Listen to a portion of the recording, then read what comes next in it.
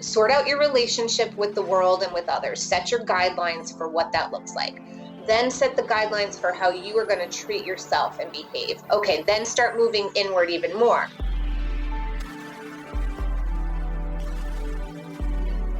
Welcome to Radically Loved Radio. I am your host, Rosie Acosta, yoga teacher and teacher trainer, mindfulness coach, speaker, and creative writer.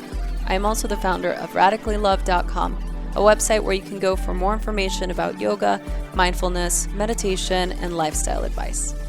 On this podcast, we talk to people within our health and wellness community that are creating content through the ritualistic practice of yoga, meditation, or overall mindful living.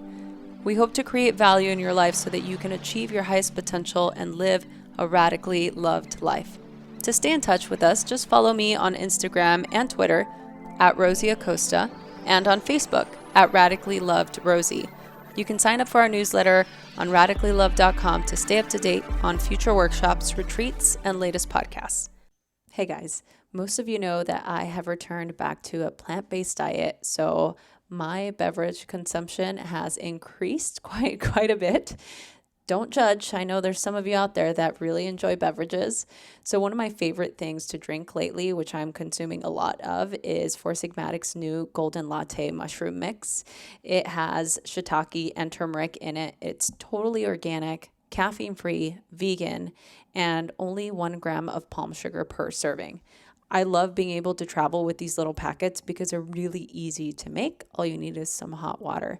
Some of the additional ingredients in the Golden Latte are adaptogenic tulsi, warming ginger, and a pinch of black pepper to support turmeric's skin-loving properties. So not only do your insides feel amazing, but your skin looks great.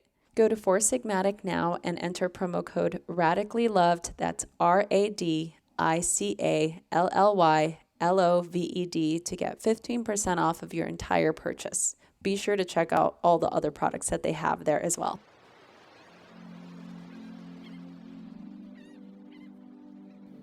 Hey listeners, we need your support. Help us by subscribing and rating to this podcast. Send us a snapshot of your review or comment, and we will send you a very special Radically Loved gift. Send your comment to info@radicallyloved.com. You can also click on the show notes here on this podcast for more information. If you want to be part of our community, please click the link to our private Facebook group on the show notes of this particular podcast so you can be the first to hear of upcoming trainings, retreats, and special Radically Loved events. Thanks so much for listening.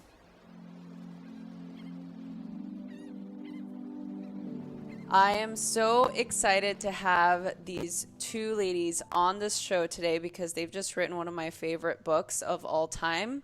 Kelly and Amy, welcome to the show. Thank you for having us. Thank you.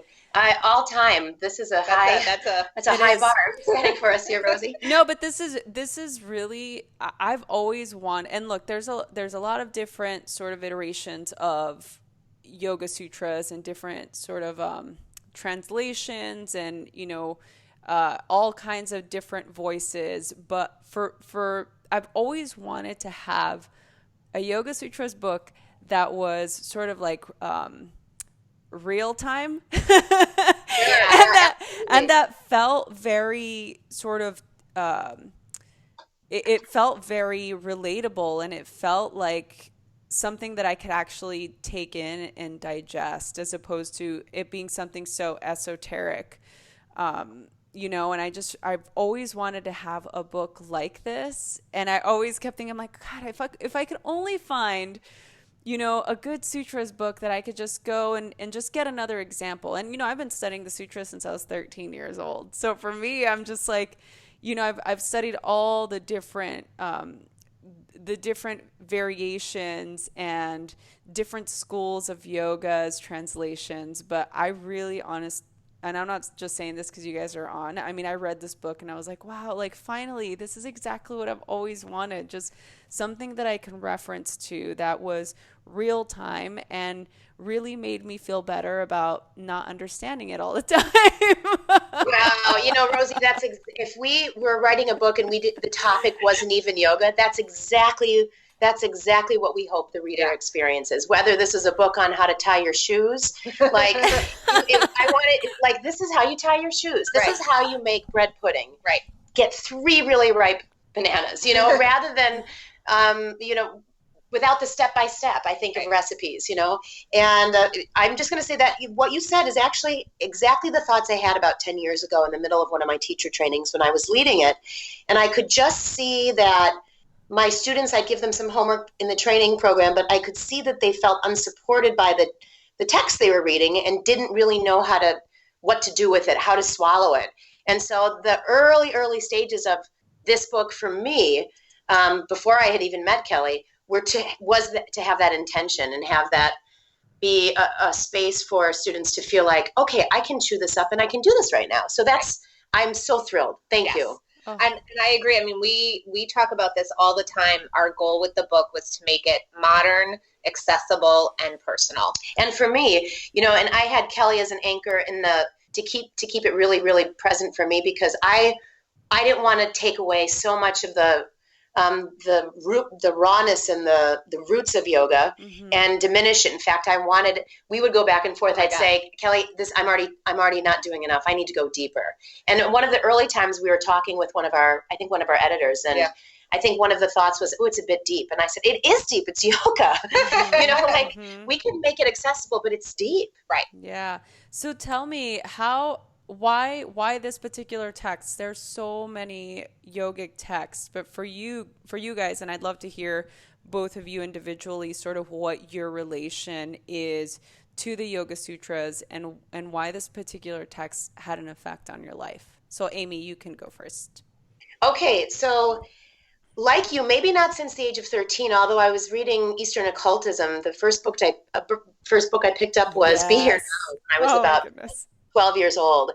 And I remember opening it, and there was something inside of me where the only thing I can say is that I felt like I was home. I thought, oh my God, this is my language. And I didn't really have any exposure to anything Eastern growing up before that. And I came across the book at a friend of mine's house. And I was thumbing through it, and I just felt like something awakened in me and something made sense to me. And so I started practicing yoga in the late 80s rather, on television with Lilias Folan when I was young. And it was the first exposure I had to any physical hatha yoga, any of the asana. And I just felt like it made sense to me. And so from the age of like 11, 12, 13, I started looking into Eastern philosophy and occultism. And I picked up a copy of the sutras when I was 19. And I had been just starting my formal yoga practice with my teacher. And reading it, I knew that I didn't really know much of what was being said, but the application of a systematic approach to something made sense to me. Like, I could understand that this was a philosophy that was, I don't know that I knew the word non-dogmatic, but I knew that it wasn't dogmatic. I knew that it was available to any kind of person, and that it was talking about connecting ourselves with something that we probably ignore. And that's all I really knew as a young adult. And so I started studying it, and it came up in my first teacher training, which I had done when I was young. I did it in my early 20s. I did my first teacher training. So I was in a different place than I am now in my early 40s in relationship to yoga, but it has always been the anchor for me and my spiritual interests, whether it was in Buddhism or Hinduism. I've always gone back to it. Just yesterday, we were talking to Andrea Ferretti, and we were talking. She said she has a couple translations of the sutras, and I said, I don't think that a lot of us also understand that there are more ways to look at it. As you were saying, I think I have 20 copies of the sutras and how varying they are. But anyway, to answer your question, it's always been an anchor, and most of it, the relationship for me came out of starting to become interested in Sanskrit. Yeah. And I would look at certain words and I'd start to feel like, okay, I know this word means truth, or I know this word means non-harm, or I know this word means ease or joy. And I started to look at what the translations in different parts of the sutras meant in other texts, and it started to make sense to me as a system for everyday living. And so I guess those are the roots for me. Yeah. Kelly, what about you? I had the exact opposite experience. Right? and I think truthfully the more typical experience. I would agree. Yeah.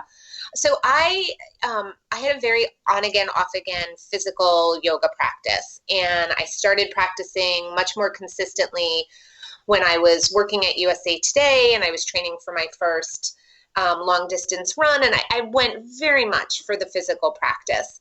And I stayed for all the reasons people stay, even though at the time I could not have articulated what those were or why I was there. And eventually I went through teacher training, and I was first exposed to the sutras in this training, and I took the book, I looked at it, I shoved it on a bookshelf and didn't look at it again. I mean, very truthfully, even though I understood this was the foundation of what I was doing on the mat, and why I was doing what I was doing on the mat was somehow related to this text. I didn't really get it. Yeah. And I think I started to piece it together little bits at a time with different teachers who made the philosophy more accessible. But it was definitely Amy who made the sutras for me more accessible and relevant in her Dharma talks. And that was like maybe 10 years after you were introduced to the sutras? Oh, probably 15 years. It's yeah. It's really amazing. And I think that's largely because the translations that are available or that I was exposed to for the most part were very academic and scholarly. And I think now having a much better understanding of them, I joke that writing this book with Amy was like getting my PhD in the sutras. And so now I think I could tackle some of the existing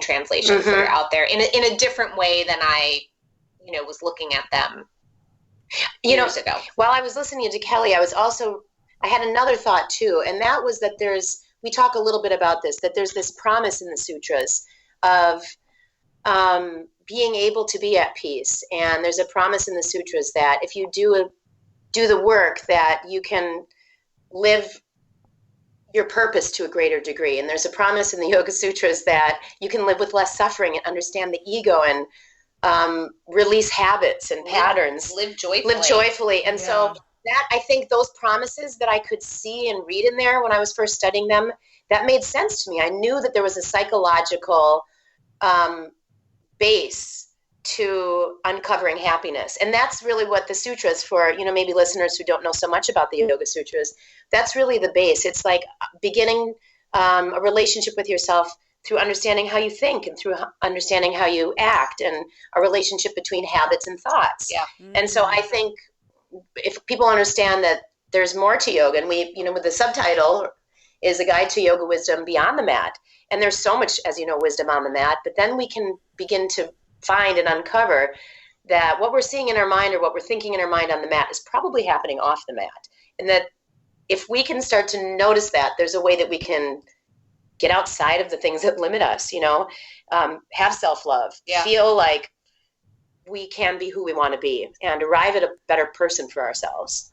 Yeah, and I feel like so much of this ideology or this philosophy is existent in all of the modern new age, self-development, sort of understanding of your own processes. I feel like anytime I read the latest self-help book or the latest sort of spiritual philosophy of how to live a more, a life with more joy and happiness, I see the sutras all over it, So I think that's quite interesting, that you guys both sort of found this as an anchor point, even though you both have different ways you had different understandings or different ways to relate to the text, which is also awesome, because I feel like it can be pretty deep. Like you said before we started recording, Amy was talking about how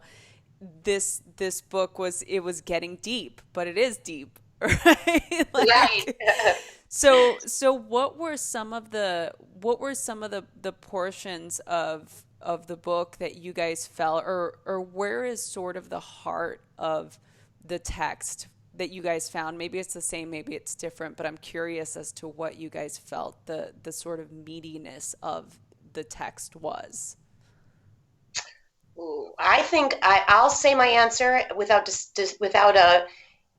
filling it in, so Kelly can think of hers too. I think for me, this is a book about the ego. And to me, that's the meat of it, is understanding ego and understanding the difference between who we really are as not only humans, as human beings, but how spirituality comes into form and has to have a relationship with the ego. Because each of us have an ego, and we're probably, unless we're an incredibly enlightened being, we're going to operate from a place of our individuality that can actually serve us, but also that can limit us. So for me, it's about the exercises in the book, the journaling exercises, the investigation, the self-study is about getting closer to who we are individually so we can actually really uncover our purpose and live joyfully. It's that word that keeps coming up, but be at ease with ourselves. So for me, it's about learning the difference between the different parts of the way we see ourselves and the way we uphold ourselves.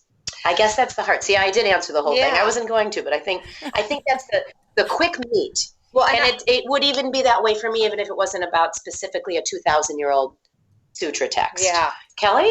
Mine, I think, is the flip side of the same coin.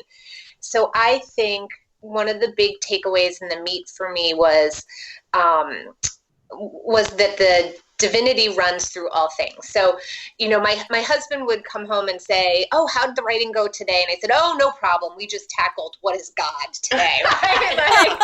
No big deal. But in tackling that, I think it really clarified some things for me. And what I take from the sutras and what I really believe is that there is this thread of divinity, of just pure goodness and pure love that runs through all things and all beings. And if you believe that, that informs everything you do.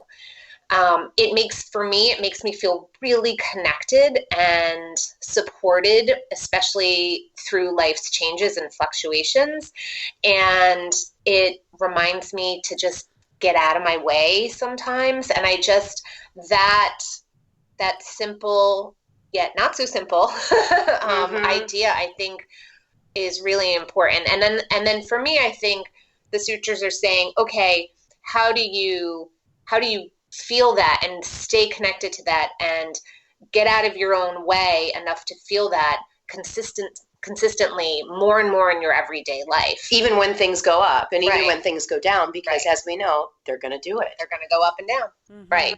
So, and in a world where the ego is the centerpiece of how we connect now in the world of technology and social media, how do you guys think we can stay grounded in this philosophy and this teaching?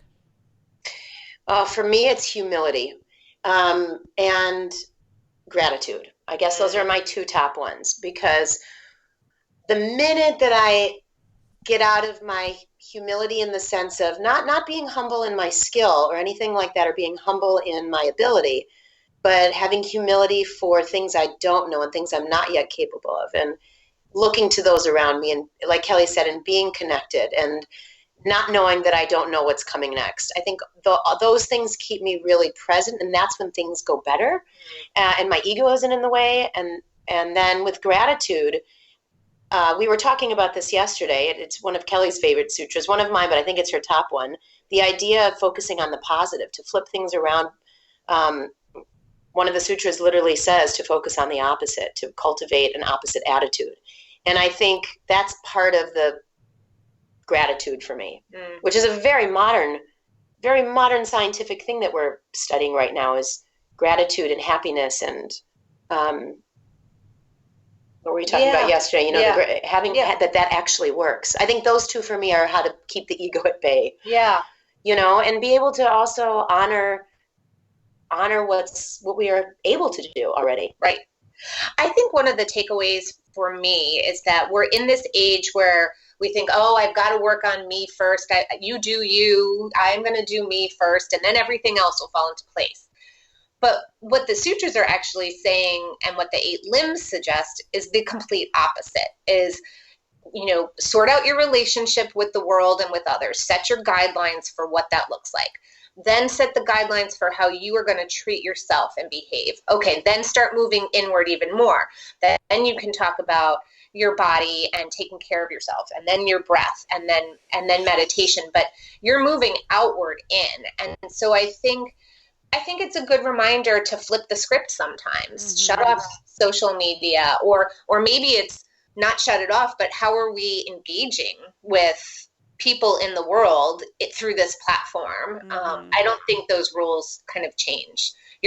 I think this idea of setting guidelines for yourself, whether you follow the yamas and niyamas or you set your own personal guidelines, I think having a moral compass like that for how you treat others in the world and how you treat yourself is incredibly important. And then I think, again, if what you do informs that, if you've set those guidelines, then who you are on social media, or who you are in the grocery store, or who you are when somebody cuts you off on the highway, that's all the same.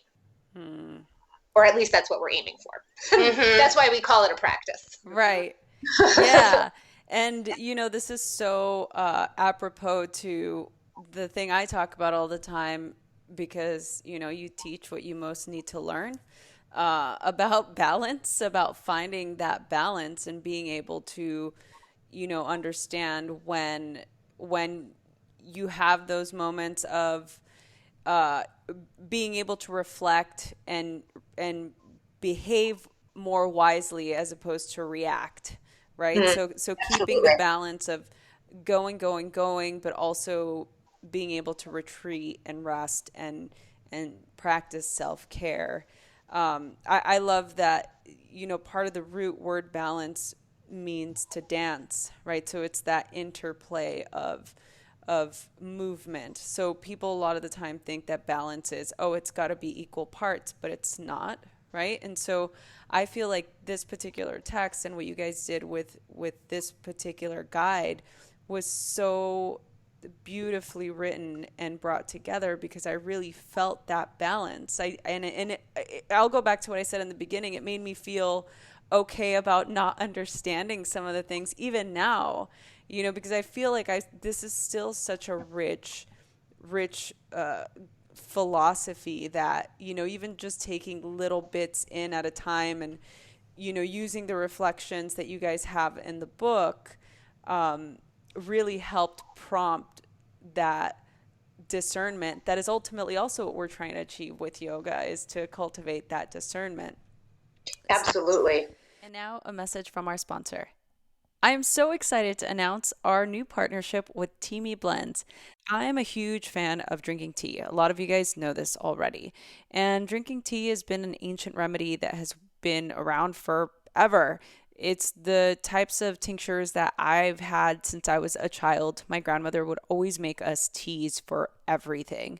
And when Timmy contacted me, I was really excited because I had already heard about the company and I knew that they really focused on creating the best quality of teas.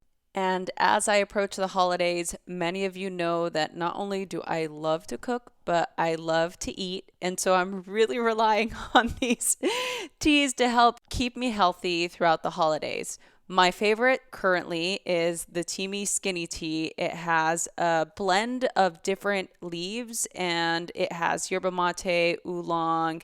There's some ginger in there. And I've been finding for the last 30 days that I've been drinking it, I've really noticed a difference in my health and in my body, which has been really great, especially because I'm always traveling and I'm always on the go. So for those of you listening who love tea as much as I do, I recommend trying Timmy Blends. Go to timmyblends.com. Or if you go to the show notes of this podcast, hit the info button and there will be a link to their website. Also, I would love to hear what blends you're loving. So always let us know, info@radicallylove.com. And now back to the show. So for both of you in where you are in your lives, how do you guys find that harmony, or how do you guys find that balance in your lives today? I don't know why. Mothers of toddlers and a middle school age child. I love that we have the balance. know more and more what takes me out of balance. And I think for me, if I pay more attention to like when I start feeling out of balance, then I know I pay attention to that rock, like, oh, I'm leaning a little far over here, more than I necessarily have specific things that I know are going to maintain balance. Because like you said, Rosie, things are changing. Like, it's like as soon as you figure out this one thing, well, that period is over. Yeah. And now there's a new thing to master, whether or not it in the beginning. So a good friend of mine today, she has a 5-year-old and a almost 7-year-old, and they both now went to school full time, as of yesterday. And she's mostly been she's an artist and a stay-at-home mom, but she's like, I thought this day was never coming. She texted me this morning, and that's her world right now, and she's like, you're going to be a new woman. And, I had that period before, and now I'm in a different one. So I think we're always making these adjustments to be at a place of balance, which is really, like you said, a dance and a responsive place. Mm-hmm. So I think a lot of it, as far as if I look at yoga, the first 2 limbs, the yamas and niyamas, if I'm struggling to uphold my moral code and my moral conduct, it's because I'm off balance. Like, that means I'm not capable because I haven't gotten myself into a better place. And so I think, that's so modern. It's so modern, and it's 2,000 years old. And, right. And I think these little markers, the text in itself, I think, is here to help us know when we're getting knocked off center and how to investigate, and then what quick actions to take. Like, I think if a reader can find 2 or 3 sutras that they're in their pocket and they use and pull out, like maybe for someone who falls into negative spiral, maybe that is the sutra. Maybe Sutra 33 is good. Hold on to what's positive and begin to disregard the negative. Yeah. Or maybe for somebody else, understanding that there are states of consciousness that fluctuate based upon the lens we're looking through, the state that we're in. Maybe they know, okay, I can recognize right now I'm making an assumption, or I can recognize right now that I'm falling into what used to happen. And Patanjali, the codifier of the system, talks just about those things, as we could use them today. And I for think, you, do you have routine? I do have routine, but I was going to hop onto something you just said. I think what's really important is that the practice grows and expands and shrinks with us as we need it to. And so we actually encourage readers at the end of the book to read it again, go through the exercises again, see how you change, because I do think that it's a very living practice. As for what keeps me balanced, there are a couple of things, and they're very sutra related. I'm better if I start my day with some sort of physical movement. Sometimes that's yoga, sometimes it's a walk or running or lifting weights. It could be anything. We in our family, we do nightly gratitudes instead of bedtime prayers. And doing that with a 3-year-old is incredibly grounding, because as an adult, you think, oh, I have to be grateful for this big, grand thing every day. But you know what? He's grateful for time on the playground or ice cream. And it's a reminder that I have all of this amazing abundance of love and just abundance in my life. And so, you know what? Sometimes I'm going to be grateful for this amazing cup of coffee I had today, whatever it might be. And doing that with a 3-year-old is a great reminder. Honestly, my gratitudes do not need to go a mile deep. They can be okay. So, and then it's interesting because both Kelly and I we feel more comfortable being busy, we're familiar with that. Mm-hmm. And it's interesting that for Kelly early in the morning, she knows that coming to one of my more intense practices, or she's got this beautiful gym in her house that she can use. For her, that's grounding. And for me, exactly the opposite is. I could keep going. When I get up in the morning, I have a much better day if I sit in front of I have a little altar in my practice space. If I sit there and just don't move and get quiet and already watch how my mind is on its way to figuring out the rest of my life, then I'm better off, because I'm saying, okay, I'm going to let you go, mind. I'm going to watch this go and kind of pay attention to what has my attention. Yeah. But at the same time, go against feeling reactive. I once was talking to a friend of mine who's a business owner who said, how do you know if you're a workaholic? And the number one answer is, when you have time off, you're so happy so you can get some work done. Yeah. And so that's totally the definition of me. So for me, it's I'm going to go against it. I now have this space that I'm going to definitely take and not do anything in. Yeah. And that's grounding for me. It's so funny because my meditation practice is exactly the opposite. I have an alert on my calendar for about 5:15, and all it says is meditation or meditate. I forget which. And that's my break between work and when the boys come home. Mm-hmm. And I've got to do it at the end of the day. Mm-hmm. And that's so funny. At the end of my work day. Do you have a routine, Rosie, that you do like that? You do? Yeah, I do. I have to. It doesn't matter what time zone I'm in because, I travel a lot. I have to wake up at between 4:30 and 5:30 in the morning, and I have to do my practice. I have to move my body for even like 15, 20 minutes, and then I have to sit and do my practice. And I that's just my norm. I have to be able to do it. I'm a morning person, so for me, like doing it first thing in the morning, it's a non-negotiable. It really is at this point. I can't tell you the last time it didn't happen because it's been that long. That's incredible. That's amazing. That's incredible. Especially with travel. That's incredible that you have that route. And don't get me wrong. I mean, there are moments where I can take a nap during the day, so it's not like and I go to bed at like 8:30 at night, so for me it's that is sort of my go-to, but I fear more what I would be like if I didn't, right? than the moments where in the morning I wake up and I'm like, oh, it's so warm in bed, especially when Tori's, if I'm home and he's right next to me and I'm just like, oh, it's so warm in here, I don't want to get up, but I've got to do it. It's part of what I do. I had the lucky fortune of having really incredible early teachers. And one of my teachers, Lisa Matkin, I had the opportunity to work with her in her home when I was doing my training and be kind of rooted in the home of yogis. And I would come into their home office to do some work. I was at this point, I guess I was in my late 20s or mid 20s. And Lisa would look at me and she'd say, "You didn't meditate. Go to the office upstairs, sit down and meditate." She's like, we can't work with you.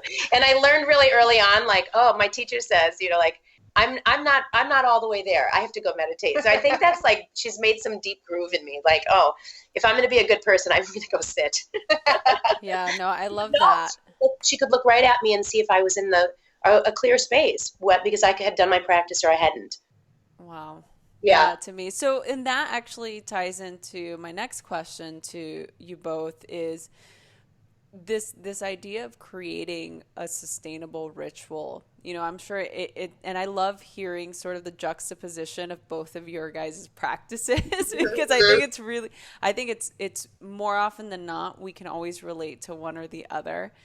But I want to hear from you guys as far as what has been how important has it been for you both to create a ritual and, for teaching this particular text or just your life in general? You guys both have had really incredible, successful careers as, women entrepreneurs, as yogis. So how is a ritual important for us and our ability to succeed in life? The first thing I think of explaining that to somebody who maybe doesn't have a ritual that they might say isn't a necessary one, like brushing your teeth or taking a shower, one that fills you in a different way, is the analogy of something that needs to get plugged in to be able to be sustained.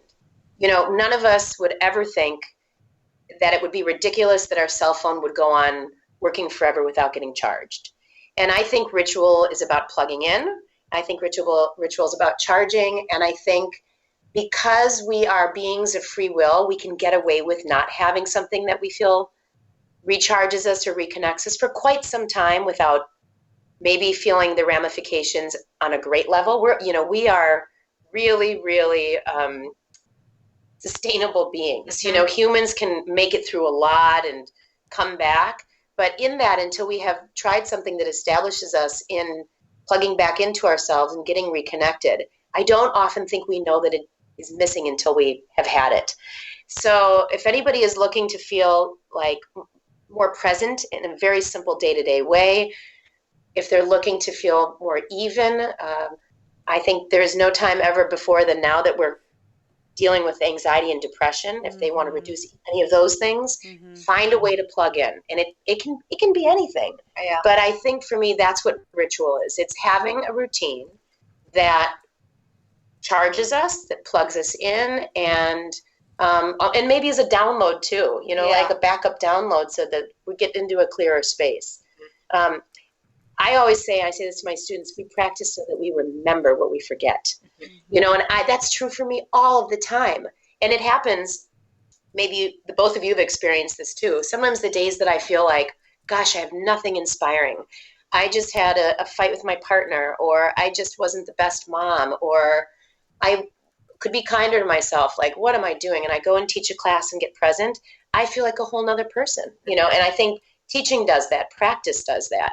And the things that we get so entangled in and caught up in, they're not so powerful and not so strong. That's what ritual is for me.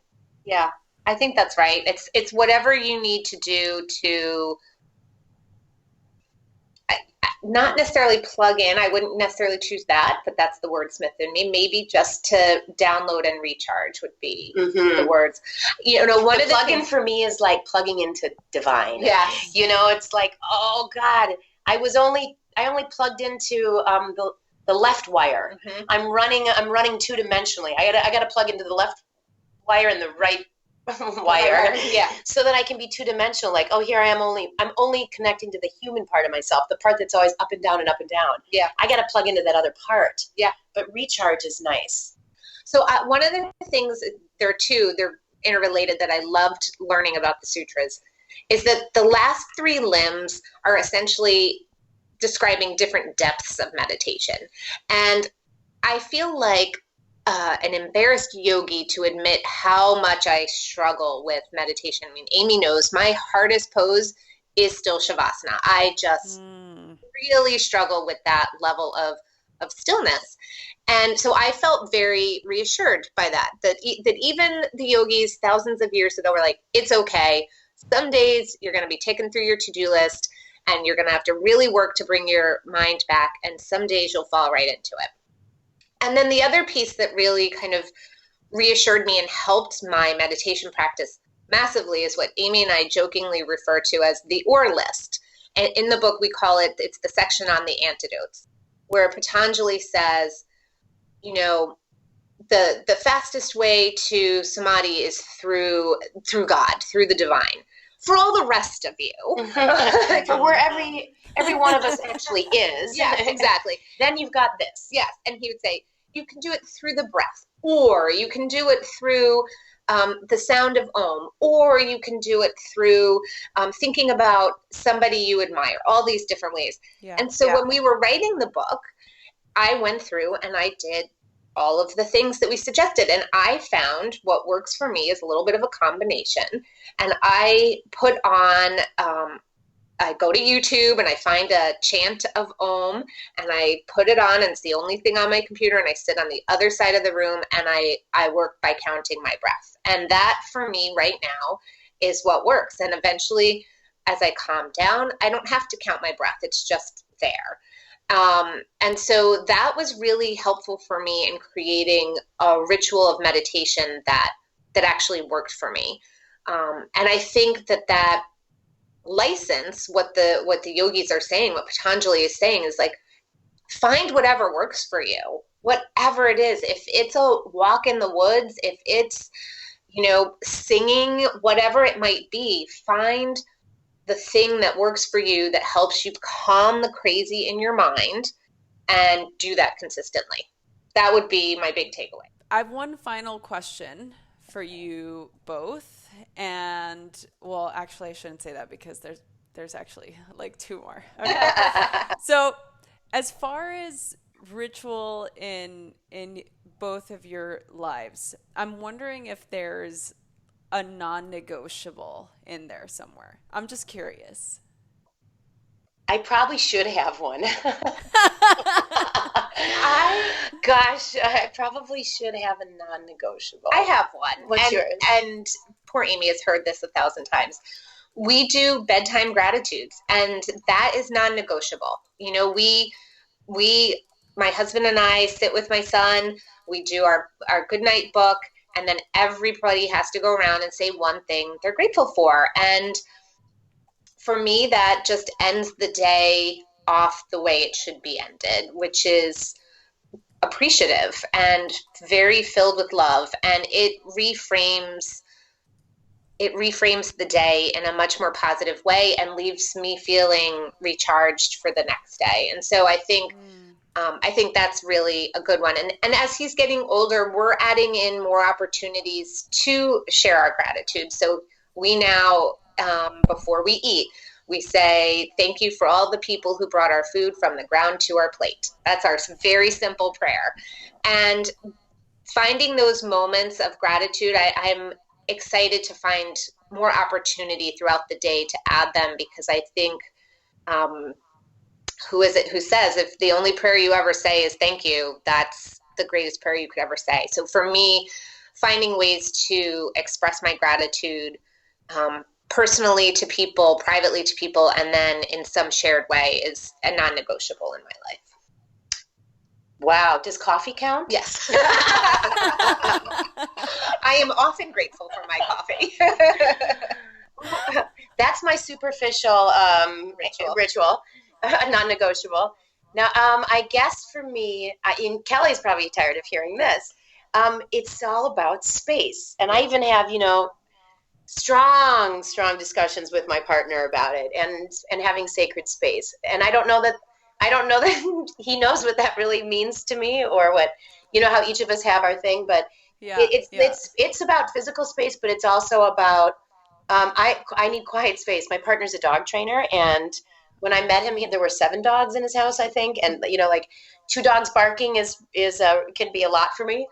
So I know that physical quiet for me each day is really, really important. And I guess that's non-negotiable. And I journal every day. So even if I'm making journal notes about, I have a manifestation journal. I have a literal journal that is more focused on what I'm doing in my physical practice. It's just a marker so I can track what I've been working on. And then I always have like one journal in my purse that is ideas that just come in. So, but I think the physical act of me connecting pen to paper is very important for me, in a different way that it is for Kelly as a profession. Mine is a little bit about an anchor. I love that. Mm-hmm. So my final question, and this is a question for both of you, and it's particularly around why I created this podcast, and it's related to yoga as a practice and as a spiritual path. So the idea is that we are radically loved by Source, higher power, Mother Earth, whatever higher power of your understanding. Mm-hmm. That the universe works for us and not against us. Mm-hmm. And we are radically loved and radically supported. So the question is, what do you radically love? And how do you feel radically loved? So you guys can both, it's a 2-part question. You guys can both answer it. Wow. Okay, that's a tough one. What do we radically love, and how are we radically loved? Yes? Yes. Okay. I'm going to totally chop up this line from a Keen song. Oh. But that's what I was thinking when you asked that question. There's a line that says, when you really fall in love, you're just falling in love with yourself. And I love that line because we all remember the beginning of any really exciting relationship when we're falling in love. And it doesn't matter. It doesn't matter if you miss your plane, your train, your automobile. It doesn't matter if you go without dessert. It doesn't matter if you lose your job when you're in love. Like, that trumps everything. And you get a little note from the person you're falling in love with, and your day is made. And that line to me means, at that moment, the other person or the others around you that are giving you that kind of love, they've accepted you to you feel such acceptance. Right. And I think that line is totally true. It's like, we really are only, that other person allows us to see that within ourselves. And we need other people to see that within ourselves to come back to self. But ultimately, when we see our greatness, I think that's radical love. So I would say because it's easy for somebody else to give you permission to be great. Yeah, and I would say I'm gonna not flip side of the same coin like earlier, but kind of expand on that. I feel radically loved by family, and it's both the family I was born into and the family I've chosen and married into, but also the family that I've chosen, that are friends, right? That might be the word, but they're family. And I feel I'm grateful and very lucky to have an amazing support network and amazing group of friends. And they're my family as well. And I count my four-legged friend who's at our feet right now. That definitely sustains me. And that's when I feel radical love towards those people. And I think that is ultimately what is important, is our communion with those people, right? If the divine runs through all things, then aren't we so lucky to have this particular group? And when we can see that in them, I think that's really important. I'll tag team on that. I think when you talk about the family you choose, you choose that family because you can be vulnerable, you can be who you are, and they give you space to be exactly as you are. And then when you receive acceptance from them, that's love. That's radical love. Right. So I think to radically love yourself and somebody else is to have total acceptance of yourself and who somebody else is. Yeah, when you can be a hot mess about whatever's going on. Yep. Exactly. If you have people you can be a hot mess in front of, you are radically loved. Totally. Right? Oh, I love that. Is such a quotable moment. I think that should be the tagline to our season 3 podcast. This is so great. I love it. Well, I'm so honored and privileged to be able to talk to you both. Again, I'm so grateful that you guys created this little wisdom work of art. Is so amazing. I'm so excited, and I can't wait for everybody that's listening to this to get this book. So for people that want to get more information about you both, and where they can get the book or where they can get more information, where should they go? So for anybody who's interested in following my writing, which is all over the map from health to travel to yoga, you can check me out at my website is kellydinardo.com, or on Instagram, and I'm at Kelly Dinardo. And anybody who happens to be traveling through DC or living in DC, I hope you stop by my studio, which is Past Tense. And the website is pasttensestudio.com. It is my yogic home and happy place. And I'm super grateful for Amy's studio because I get to have a home away from home with that. My studio, if you're in the Midwest, that's where I am now, is called Tantra Wellness and Yoga, and it's tantramadison.com. And it's a good place, even if you're not in Madison, to take a look at my retreat schedule. I travel quite a bit, and I think both training teachers, because there's often not anybody who's more interested in what you have to say than someone in teacher training. Outside of that, I think probably my other favorite thing to do, although podcasting might start getting bumped up on the list. Yes. Yes. I'm digging it.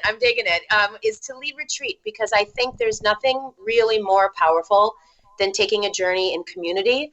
And they're like little mini, sometimes deeper than training, because there's no certification to worry about going into. And so we go deep in my retreats. They're often very therapeutically based. You could go on a yoga retreat with me and have never done any asana before or read the sutras and feel some transformation in a short amount of time. I could promise that. So I think if anybody's interested in getting on a beach with me in Mexico or in, you can find that information out on my website. And I'm on Instagram too at Amy Pearce-Hayden.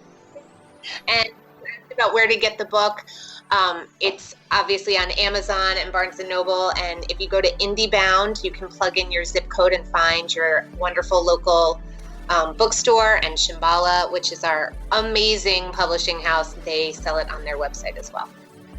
Oh, I'm so everybody that's listening to this, all of those links that both Kelly and Amy just mentioned will be in the show notes. So if you click on the info, scroll down, go to the show notes. All of those links will be on there. And I did want to announce for those of you listening, we do have 5 books that we're giving away. And in order to win a free book and have it shipped directly to you, just screenshot this podcast on whatever you're listening to, Stitcher, SoundCloud, or iTunes, and tag us in your Instagram stories. So you can tag me at Rosie Acosta, at Kelly Dinardo, and at Amy Pearce-Hayden. Yep. And if, again, those links will be in the show notes, and you'll get a chance to win a free book and have it shipped directly to you. So thank you all so much for listening. And Kelly and Amy, you guys are both so incredible. Thank you so much again for being a part of this community and for allowing me to be part of your community and for connecting and being on this show and for creating this incredible guide to yogic wisdom. Thank you so much. Thank you so much for having us. We look forward to next time. Yeah, me too. I'm so excited. Yay. Is there something missing in your life? Is there something that you want to do in the world to create an impact but feel that it's overwhelming? So many of us walk through life feeling unsatisfied, overwhelmed, tired, and desperate for a deeper connection, but don't quite know how to achieve the things that we want in life. Join us this spring at the Dunsky Castle in Scotland for 7 days of yoga, meditation, and yoga nidra, all focusing on finding your life's purpose. During our time together, we will learn how and when to take action, how to lead from our heart and not our head, how to break up with our inner critic for good, and dive deep into learning about desire and discipline and how this creates a purposeful life. For more information, go to radicallyloved.com, or you can message us at info@radicallyloved.com, subject Scotland. We'll see you soon. Hey everyone, I hope you enjoyed this episode. I am so excited to continue to do this. Please share this with your friends. Email us, message us on Instagram at Rosie Acosta or on Twitter at Rosie Acosta. Subscribe on iTunes, write a review. We love doing this, so please help us continue to keep this podcast going. Thanks for listening.